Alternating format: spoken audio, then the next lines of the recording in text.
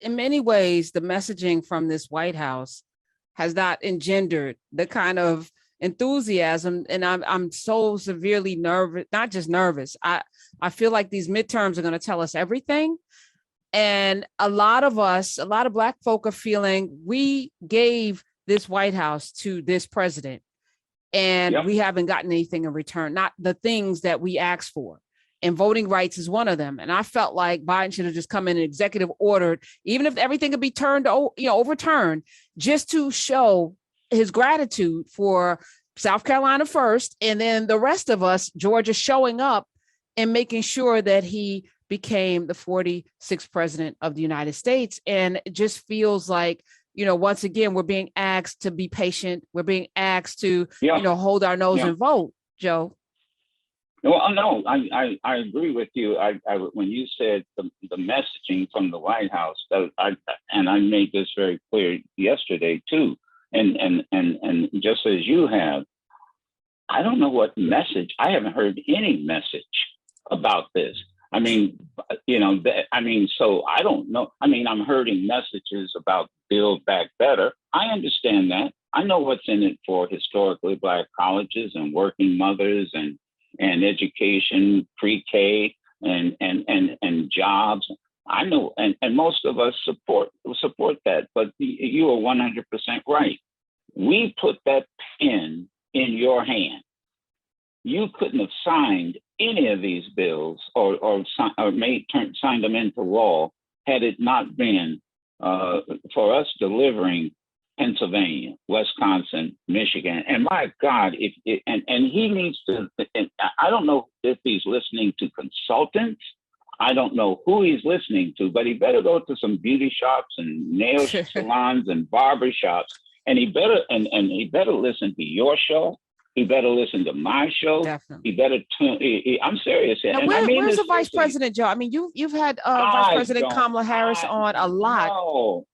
When she wanted to run, when she was running, we have not gotten one return call from her office. Now, again, I'm not trying to embarrass them, but I'm trying to say to them, y'all are not listening to the right people. Facts. You're not listening. And so let me put it in a positive form, because we always say what'll happen if you don't do this. If you do it, then I think that's the message that we will accept and say thank you, because you know how important this vote is to us. I'll say this because I always like to talk about history. We know from history what happened after the end of the first Reconstruction. I think I mentioned this to you the last time we talked. Mm-hmm. The first thing that those Southern politicians, those former Confederates, went after when Rutherford B. Hayes needed their vote in the House of Representatives because it was a contested election, they said, go after the vote, remove the troops. And as soon as they removed the Union troops from the old Confederate states, the Klan was formed, Black elected officials were assassinated, and we paid for it for almost 100 years. I will be damned if when the history books are written 25, 50 years from now, and they talk about what happened at the end of the second Reconstruction, where we are right now, I'd be damned if I'm going to have my children and grandchildren, ask, well, what did you do about it? Mm. And that's where we are. And these folks, you got a congressman sending out a freaking Christmas card with weapons, talking about they want ammunition for Christmas. And this is almost a repeat of 1877. Mm. Joe Madison, I know where you get your strength. So I'm not worried about you, because I know that you are powered by something other than food and flesh and blood. You're powered by a spirit that will not ever stop. And I just need everyone else to do their part. So we're going to tweet out the 5 Calls app every day. Every day. It works. Just do your 5 calls every day. Like make it like you make your breakfast, do the 5 calls. And let's get this done. And I think it can happen before the end of the year. I hope it does. I think so too. Yeah. Here's my suggestion, Karen, and here's what I would love to see. This is just my scenario. Let this be our Christmas present or whatever holiday. And then, when I would sign it, I'd wait and I'd sign it, Biden, if you're listening, I'd sign it on Martin Luther King's birthday. There you go. Now we're messaging, because Right. if you don't, I'm telling you, you're going to lose the House, you're going to lose the Senate, and I think, and then we're going to see another Trump presidency. You're spot on. I've been saying that. Joe Madison, let me say thank you. I want to stay in touch. Tune in, of course, 6 a.m. Eastern, right here on channel 126 Urban View. He is the dean. He is the Black Eagle, and he is a man who is on a mission right now for you and your children to have rights. Joe Madison, thank you for being here right now. Thank you. No, thank you for helping. I do appreciate you. Love you dearly. Love you Thank too. you. Love you too. Tell Sherry I said hey. All right, y'all. We're gonna tweet out. We tweeted it out already. The 5 Calls app. I'm gonna retweet it when I get to break. We're gonna keep talking. But Cena, what he's saying is something that you see it. You see it too.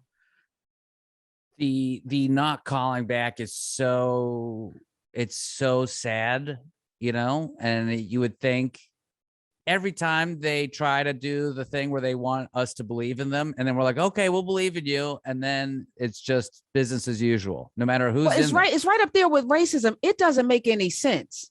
Okay, Urban View. We're talking millions of paid listeners, right? People who pay for radio, who the average salary is over $100,000. They're educated.